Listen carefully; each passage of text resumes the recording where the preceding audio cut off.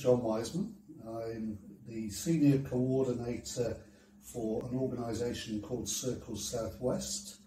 and we work with men and women who have been convicted of sexual offending,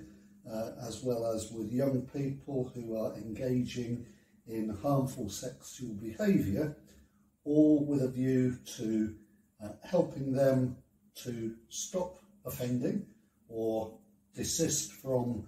the harmful sexual behaviour, but also critically to prevent further victims of sexual offending. My work with Make Amends, more specifically, arose, I think, from some training that I delivered as part of a programme of training down in Plymouth, as part of a project there, Together for Children, where we brought together individuals from a whole variety of organisations, all of whom at some point or other in their daily work might come across somebody who had convictions for sexual offending, or who was engaged or had been engaged in harmful sexual behaviour, and we provided some introductory training, if you like, for those individuals in ways of working more effectively with those individuals.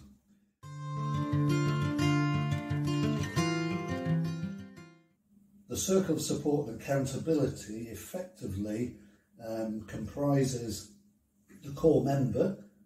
i.e. the person who has been convicted of or is engaging in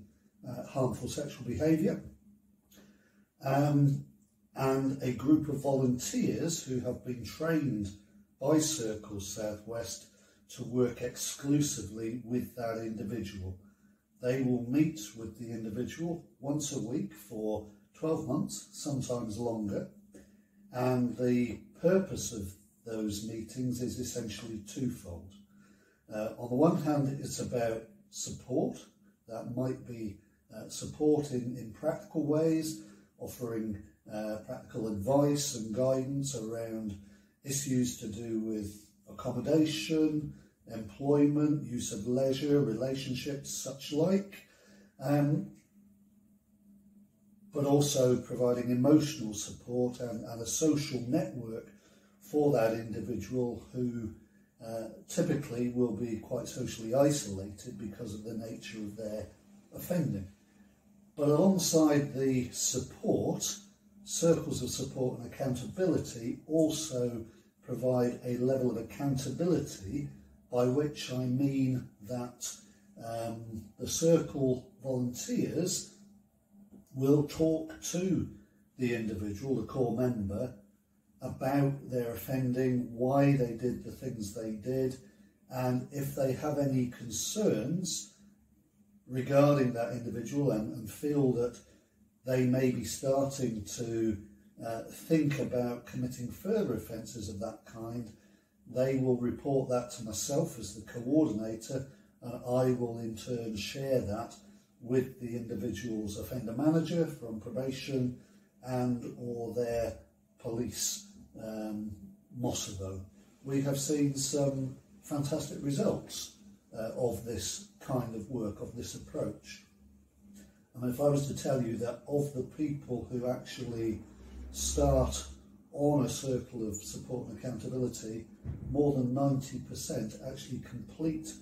their time in that circle over a period of 12 months without further conviction, without further offence, without further arrest or recall to prison, that in itself is a pretty good indicator of the success of this approach, the restorative approach, and a key part of that is around supporting those individuals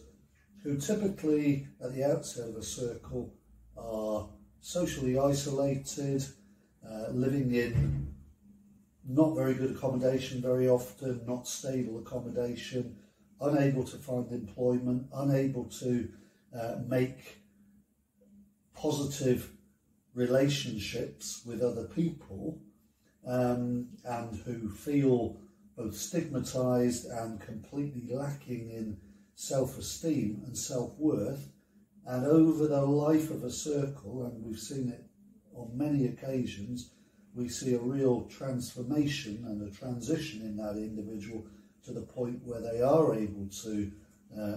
take employment within whatever restrictions are appropriate based on their offending.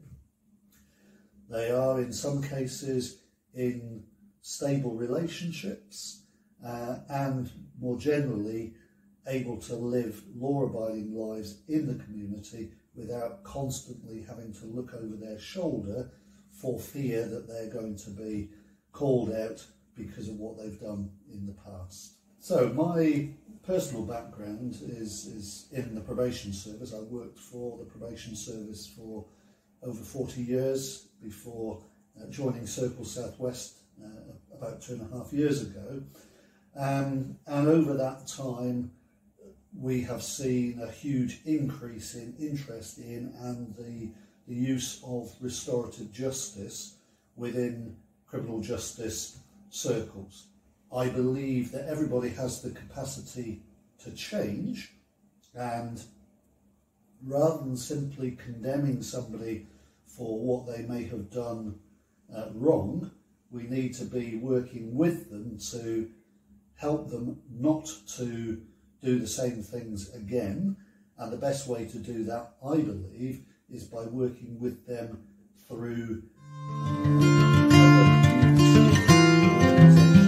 agencies, because what we want ultimately is for those individuals to become